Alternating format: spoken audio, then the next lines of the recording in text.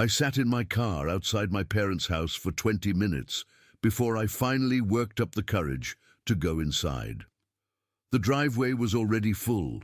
My brother's Tesla, my sister's SUV, my uncle's truck, which meant everyone had arrived on time like they always did.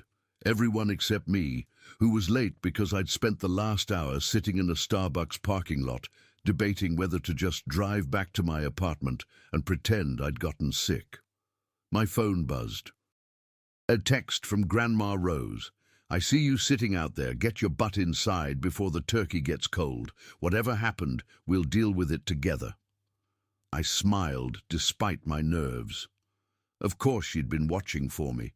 Grandma had a sixth sense for family drama, probably honed over 78 years of navigating it. I grabbed the pumpkin pie from the passenger seat, store-bought because I'd been working 60-hour weeks and didn't have time to bake, and walked up the path to the front door.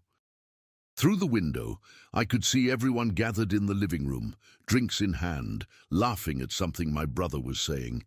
The perfect family tableau, the one I was about to ruin just by existing. I knocked instead of using my key. Something about the past 6 months made me feel like walking in uninvited would be presumptuous, like I'd lost the right to treat this house as home. My mother answered, and her smile was strained. "Jamie, you came." I said I would. I held up the pie. "Where should I put this?"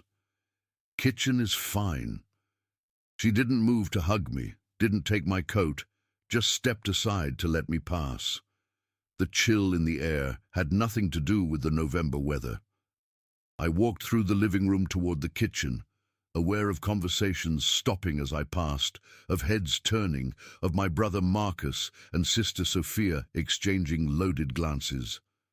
Only Grandma Rose smiled at me, genuinely, warmly, like I was actually welcome. "Jamie!" she called out. "Come give me a hug before you disappear into that kitchen." I detoured to her chair, bending down to hug her frail shoulders.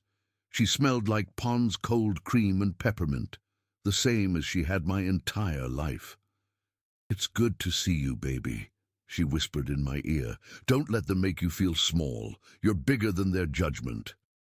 I squeezed her hand gratefully and continued to the kitchen, where I found my father pulling the turkey out of the oven.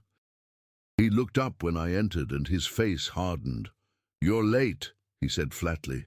"Traffic was bad. Sorry. You could have left earlier." He set the turkey down with more force than necessary. "But then again, consideration for other people has never been your strong suit, has it?" I set the pie down on the counter carefully, buying time to control my reaction. "Dad, can we not do this right now? It's Thanksgiving." "You're right. It's Thanksgiving. Family time." "Except you seem to have forgotten what family means." "I haven't forgotten anything." "Really?" He turned to face me fully, and I saw 6 months of anger and hurt and disappointment concentrated in his expression. "Because it seems like you forgot pretty quickly when you decided to—" "Thomas!" My mother appeared in the doorway, her voice sharp with warning. "Not now. Not before dinner." "When, then?" Dad demanded. "When are we supposed to address the fact that our son decided to blow up his entire life and embarrass this family in front of everyone we know?" "I didn't blow up my life," I said, keeping my voice level despite the anger rising in my chest. "I made a choice about my life, my future, my happiness." "Your happiness." Dad laughed bitterly. "You threw away a perfectly good marriage, a stable career, a normal life. For what? Some quarter-life crisis? Some need to find yourself?" "I threw away a marriage that was making both of us miserable," I corrected, "and a career in finance that I hated, and a normal life that was slowly killing me from the inside out." "You were married for 4 years," Dad's voice was rising now. 4 years, and you couldn't make it work. "Do you know how that looks? Do you know what people say when they ask about you, and I have to tell them you're divorced at 28? I'm sorry my divorce embarrassed you, I said, my voice tight. That must have been so hard for you, much harder than the actual divorce was for me. Don't be smart with me. You made vows, you made commitments, and you broke them because things got hard, because that's what your generation does. When things get difficult, you quit. You run away. You decide your feelings are more important than your responsibilities. My feelings. I was struggling to keep my voice down now. Dad, I was having panic attacks every morning before work. I was seeing a therapist twice a week for depression. Kelly and I hadn't had a real conversation in months. We were roommates who resented each other, not a married couple. But sure, let's call that things got hard and act like I quit over nothing. You should have tried harder, gone to counseling. Worked on it. We did go to counseling for 8 months.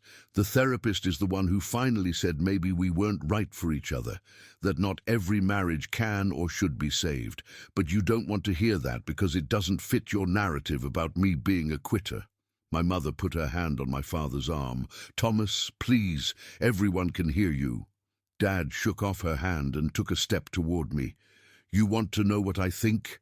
I think you're selfish. I think you've always been selfish. You do whatever you want without considering how it affects anyone else. You quit your job at the firm, the job I helped you get, to go work for some tech startup doing God knows what. You divorced your wife because you weren't happy, like happiness is some kind of constitutional right, and now you're living with a man. There it was, the real issue. The thing that had been simmering under every conversation, every tense phone call, every avoided topic for the past 6 months. I'm dating someone, I said quietly. His name is Chris. And yes, he's a man. Because it turns out I'm gay, Dad, or bisexual. I'm still figuring it out. But definitely not straight, which I should have acknowledged before I married Kelly, and I take full responsibility for that mistake. Don't, Dad said, his voice shaking with fury.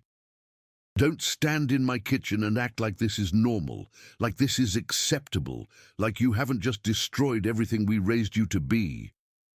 Everything you wanted me to be, I corrected. I'm finally becoming who I actually am. No. Dad's voice went cold, final.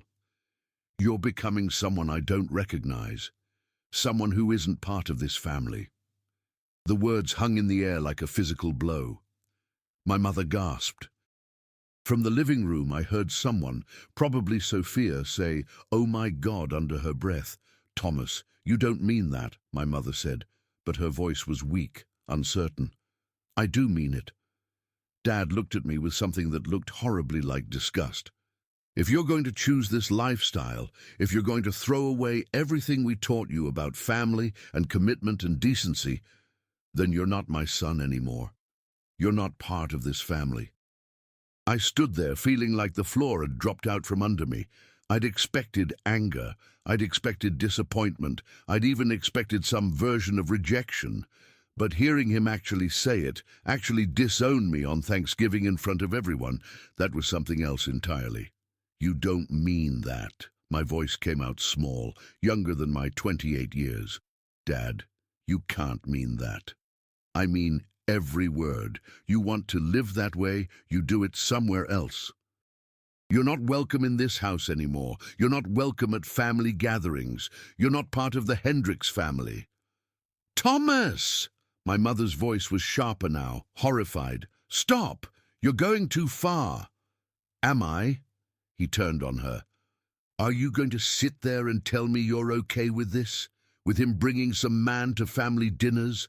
With explaining to everyone at church that our son is living in sin? With pretending this is fine? My mother looked between us, clearly torn. I don't know what to think, but you can't just disown him. He's our son.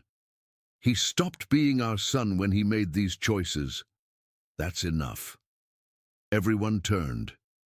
Grandma Rose was standing in the kitchen doorway, leaning heavily on her cane, her small frame somehow taking up the entire space. Her voice was quiet but carried absolute authority.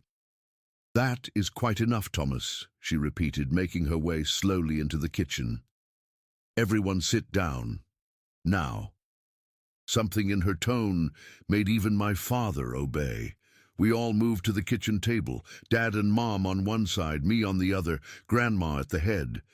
Through the doorway, I could see Marcus, Sophia, and my uncle hovering, watching. "Jamie," Grandma said, looking at me directly, "how long have you known you were gay?" I swallowed hard. I think I always knew on some level, but I didn't let myself acknowledge it until after Kelly and I separated. Or maybe I acknowledged it and buried it so deep I could pretend it wasn't real. And this young man you're seeing, Chris, do you care about him? "I love him," I said, and saying it out loud to my family for the first time felt both terrifying and liberating. "I love him more than I've ever loved anyone. He makes me happier than I knew I could be. He makes me want to be better, do better, live authentically instead of hiding." "And your marriage to Kelly, were you fair to her?" I flinched. "No, I wasn't. I married her thinking I could make myself be straight, that if I just tried hard enough, I could be the person everyone expected me to be. That was wrong. That was selfish. She deserved someone who could love her fully, and I couldn't do that.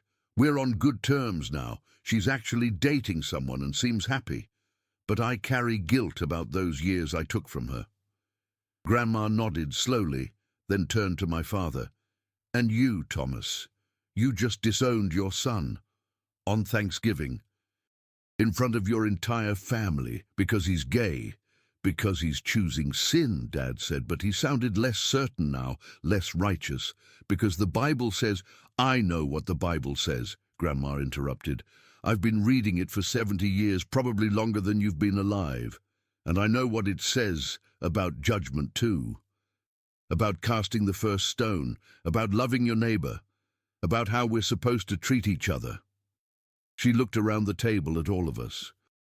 "Let me tell you a story," she said, "about your grandfather, my husband, the man you all admired so much." Dad looked confused. "What does Pop have to do with—" "Everything," Grandma said firmly. "He has everything to do with this, because your father, Jamie's grandfather, wasn't the man you thought he was." The kitchen went completely silent. "What do you mean?" my mother asked finally. Grandma took a deep breath, and I saw tears forming in her eyes. "Your father was gay, Thomas. Or bisexual, as people say now. He loved me, truly loved me, and we had a good marriage. But he also loved men. He struggled with it his entire life, buried it deep, hid it from everyone, including sometimes himself. And it ate at him. It made him depressed. It made him drink. It made him angry at the world and at himself." Dad had gone completely white. "That's not true. Pop was—" "Your father was a good man who was trapped by the times he lived in," Grandma continued, tears flowing freely now. "By a society that told him loving men made him broken. By a church that told him he was sinful. By a family, his own parents, who would have disowned him if they'd known. So he buried it. He married me. He had children. He built a life around pretending to be someone he wasn't." She wiped her eyes with a handkerchief she pulled from her sleeve. "And he was miserable. Oh, he hid it well. He was good at hiding. But I knew. I knew when I married him. He told me, because he loved me too much to lie. And I loved him enough to accept him as he was, to build a life together, knowing he was giving up part of himself to do it. But it cost him. It cost him so much." "Why are you telling us this?" Dad's voice was strangled. "Why now?" "Because you're about to make the same mistake your father did," Grandma said fiercely. "You're about to reject your son for being honest about who he is, for refusing to bury himself the way your father did, for choosing authenticity over pretending. And I will not sit quietly and watch you repeat that cycle." She turned to look at me, her eyes still wet, but her voice steady. "Jamie, your grandfather would have been so proud of you, for having the courage he never did, for being honest about who you are, for choosing to live fully instead of half living the way he did. He told me once, near the end, that if he could do it all over again, he would have been braver. He would have been himself, consequences be damned. He would have lived authentically, even if it cost him everything. She reached across the table and took my hand. Don't let anyone, not even your father, make you feel ashamed of who you are. Don't let anyone convince you to bury yourself, to pretend, to be less than your full self just to make them comfortable. Your grandfather spent 60 years being half himself, and it destroyed him slowly from the inside out. I will not watch another generation of this family make that same choice. Dad was crying now, tears streaming down his face. Pop never said anything. He never... Because he couldn't, Grandma said gently. Because people like you would have judged him, would have called him sinful, would have disowned him. So he stayed silent and let it kill him slowly. Is that what you want for Jamie? Is that the legacy you want to pass on? The silence in the kitchen was profound. Through the doorway, I could see my siblings and uncle frozen in place, probably hearing every word. Finally, Dad spoke, his voice broken. I don't know what to do with this. I don't know how to... He looked at me, really looked at me, and I saw confusion and grief and shame warring in his expression. I thought I was protecting you. I thought I was guiding you toward the right path, the path Pop took, the path I took, the path that seemed safe and good and righteous. But it wasn't safe, I said quietly. Not for Grandpa. Not for me. Not for Kelly, who I hurt by trying to force myself into a mold I don't fit. The right path you're talking about isn't right for everyone. It's just familiar. It's just what you know. Dad put his head in his hands. I don't know if I can accept this. I don't know if I can watch you live this way, knowing that I believe it's wrong, knowing what the church says, knowing... Then don't watch, Grandma interrupted. Look away if you must. Struggle with your beliefs if you need to. Question what you've been taught. That's between you and God. But do not disown your son. Do not reject him. Do not make him choose between being himself and having a family. Because I promise you, Thomas, you will regret it for the rest of your life. She turned back to me. Jamie, I want you to bring Chris to Christmas dinner. I want to meet the man who makes you happy. I want him to know that he has family here, that not all of us are closed-minded, that love is love regardless of who it's between. Can you do that? I nodded, unable to speak through the lump in my throat. Good. Grandma stood up slowly, leaning on her cane. Now the turkey is getting cold. We're going to eat Thanksgiving dinner like a family, because that's what we are. A family. A complicated, messy, imperfect family that's learning how to love each other better. And Thomas, you're going to sit at that table with your son, and you're going to treat him with respect. You don't have to understand everything right now. You don't have to have it all figured out. But you do have to try. For Jamie, for your father's memory, for yourself. She made her way to the doorway, then turned back one more time. Your father told me something else before he died. He said, Rose, if we ever have a gay grandchild, promise me you'll love them loudly. Promise me you'll be their safe place. Promise me they won't have to hide like I did. I made him that promise, and I intend to keep it. With that, she walked back into the living room, leaving us all sitting in stunned silence. Finally, my mother spoke. Jamie, I don't understand everything. I don't know how to process this information about your grandfather. But you're my son. You'll always be my son. And I want to try. I want to do better. I want to know Chris. Is that okay? I nodded, tears streaming down my face now. That's more than okay, Mom. She came around the table and hugged me tightly, and I felt something in my chest that had been clenched tight for months finally start to loosen. Dad still sat with his head in his hands. When he finally looked up, his face was ravaged by tears and grief and something that might have been the beginning of understanding. "I loved my father," he said quietly. "I admired him. I wanted to be like him. And all this time I never knew he was struggling. I never knew he was hiding. I never knew he was in pain." "He hid it well," Grandma called from the living room. "That's what people did back then, what they still do now when families reject them. They hide, they perform. They slowly disappear from the inside out." Dad looked at me. "I don't want you to disappear." "Then don't make me," I said simply. "Don't make me choose between being myself and being your son. Because I'll choose being myself every time, even if it costs me everything. I did that with Kelly. I did that with my career. And I'll do it with you if I have to. But I'd rather not have to." He was quiet for a long moment, wrestling with something. Finally he said, "I need time to process this, to reconcile what I believe with what I'm learning, to figure out how to be your father while disagreeing with your choices. But Jamie, you're my son. You'll always be my son." I shouldn't have said otherwise. It wasn't acceptance, it wasn't understanding, but it was a start. It was a door left open instead of slammed shut. "That's enough for now," I said. "Thank you." Dinner was awkward and emotional, with long silences punctuated by forced small talk and genuine attempts at normalcy. But we ate together, all of us, as a family. Grandma Rose presided over the table like a benevolent queen, steering conversations away from dangerous topics and towards safer ground. Marcus's new job, Sophia's graduate school applications, my uncle's boat. And when I left that evening, Grandma walked me to my car despite the cold.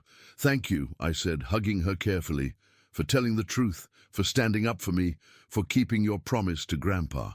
"Thank you for being brave," she countered, "for living out loud, for giving your grandfather's story meaning by refusing to repeat it. Do you think Dad will come around?" "I think he'll try," she said carefully. "It won't be easy for him. He was raised in a church that taught him this was wrong.